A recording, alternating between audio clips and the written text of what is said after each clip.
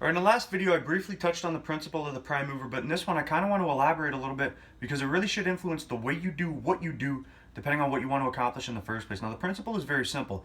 The first muscle to fire hard is the one that's going to receive most of the tension and do most of the work. So the first step in designing a strategy to build muscle is to know what muscle or group of muscles you want to impose the greatest demand upon when you go to the gym in the first place.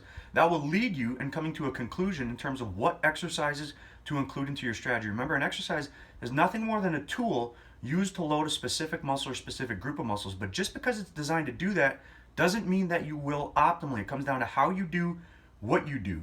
So once you know what muscle or muscles you want to impose a demand upon and you've picked the right tool for the job, you then have to mechanically position yourself in such a way so that that muscle or those muscles can be the first ones to fire hard so they receive most of the tension and do most of the work. But I'm going to give you an example of what happens when you don't understand how to practically apply this principle. And to illustrate this concept, I want you to think about a seated cable row.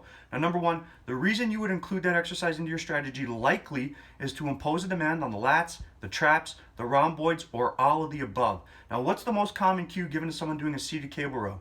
Keep your shoulders down and back. But what is that going to do for the muscles that you want to impose the greatest demand upon? It puts them in a pre-shortened position where their capacity to produce force is going to be less. If their capacity to produce force is less, what's the likeliness that they're going to be able to fire hard first? They might still fire first, but how hard can they fire? How much tension are they going to receive?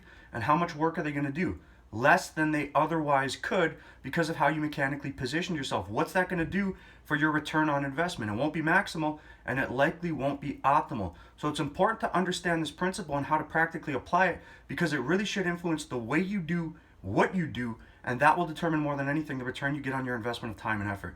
You like the information, share it, click the fucking button at the bottom of the screen you're looking at, subscribe to the channel, support me. I'm gonna keep on bringing it.